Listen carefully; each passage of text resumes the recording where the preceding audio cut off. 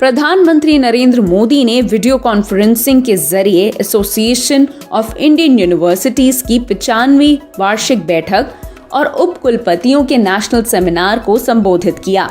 PM Modi ने कार्यक्रम के दौरान डॉक्टर अंबेडकर से संबंधित 4 पुस्तकों का विमोचन भी किया।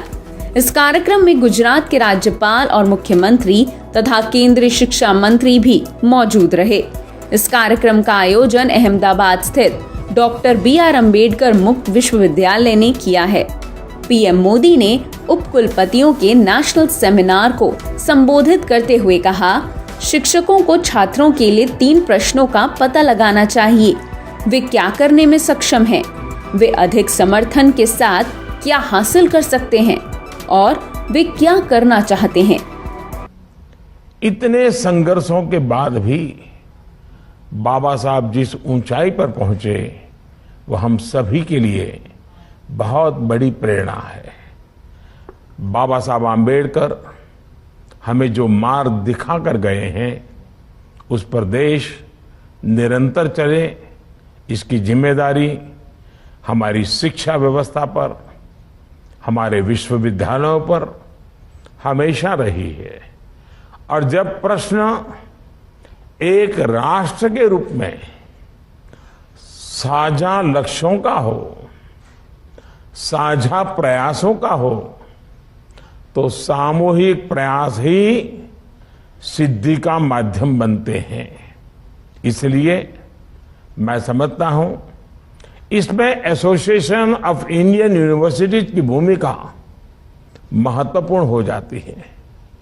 AIU के पास तो डॉक्टर सर्वपल्ली राधाकृष्णन जी, डॉक्टर श्यामा प्रसाद मुखर्जी, श्रीमती हंसा मेहता जी, डॉक्टर जाकिर हुसैन जी जैसे विद्वानों की भी एक बहुत बड़ी लंबी विरासत है।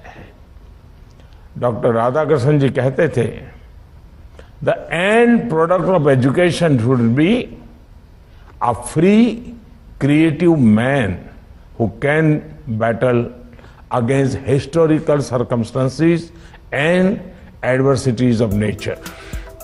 छात्र क्या हासिल कर सकते हैं, ये उनकी आंतरिक शक्ति पर निर्भर करता है।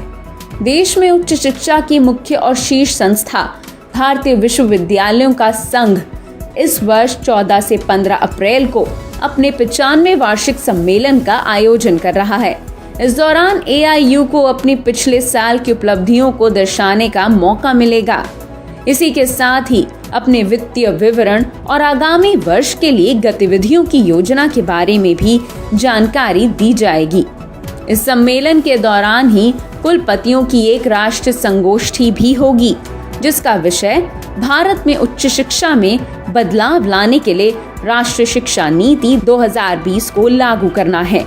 इसका उद्देश्य हाल में शुरू की गई राष्ट्रीय शिक्षा नीति को लागू करने के लिए एक स्पष्ट कार्य योजना तैयार कर इसके लिए रणनीति बनाना है, ताकि इसे प्राथमिक हित धारक छात्रों के हित में प्रभावी रूप से लागू किया जा सके। कि नेशनल एजुकेशन पॉलिसी एक फ्यूचरिस्टिक पॉलिसी है, ग्लोबल पैरामीटर्स की पॉलिसी है। आप सभी विद्वज्जन नेशनल एजुकेशन पॉलिसी की बारीकियों से परिचित हैं। डॉक्टर राधाकृष्णन जी ने एजुकेशन के जिन पर्पज की बात कही थी वही इस पॉलिसी के कोर में दिखता है। मुझे बताया गया है कि इस बार आपने सेमिनार की थीम वो भी यही रखी है, Implementing National Education Policy 2020 to transform higher education in India। इसके लिए आप सब बधाई के पात्र हैं। मैं NEP को लेकर लगातार विशेषज्ञों से चर्चा करता रहा हूं। नेशनल एजुकेशन पॉलिसी जितनी प्रैक्टिकल है उतनी ही प्रैक्टिकल इसका इम्प्लीमेंटेशन भी है। साथियों, आपने अपना पूरा जीवन शिक्षा को ही समर्पित किया है। आप सब भली भांति जानते हैं कि हर स्टूडेंट का अपना एक सामर्थ्य होता है, क्षमता होती है। इन्हीं क्षमताओं के आधार पर स्टूडेंट्स और टीचर्स के सामने 3 सवाल भी होते हैं। पहला, वो क्या कर सकते हैं।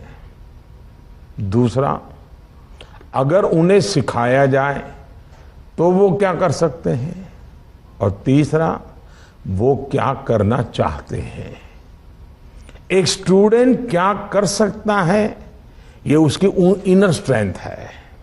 लेकिन अगर हम उनकी इनर स्ट्रेंथ के साथ उन्हें इंस्टीट्यूशनल स्ट्रेंथ दे दें तो उसमें उनका विकास व्यापक हो जाता है। इस कॉम्बिनेशन से हमारे युवा वो कर सकते हैं जो वो करना चाहते हैं। इसलिए आज देश का खास जोर स्किल डेवलपमेंट को लेकर है। आज जैसे जैसे देश आत्मनिर्भर भारत अभियान को लेकर आगे बढ़ रहा है, स्किल युवाओं की भूमिका और उनकी डिमांड भी बढ़ती जा रही है। साथियों, डॉक्टर श्यामा प्रसाद मुखर्जी ने स्किल्स की इसी ताकत को देखते हुए देश को पहले शिक्षण संस्थानों और उद्योगों के कोलैबोरेशन पर बहुत जोर दिया था। आज तो देश के पास और भी असीम अवसर हैं और भी आधुनिक दौर के नए नए उद्योग हैं।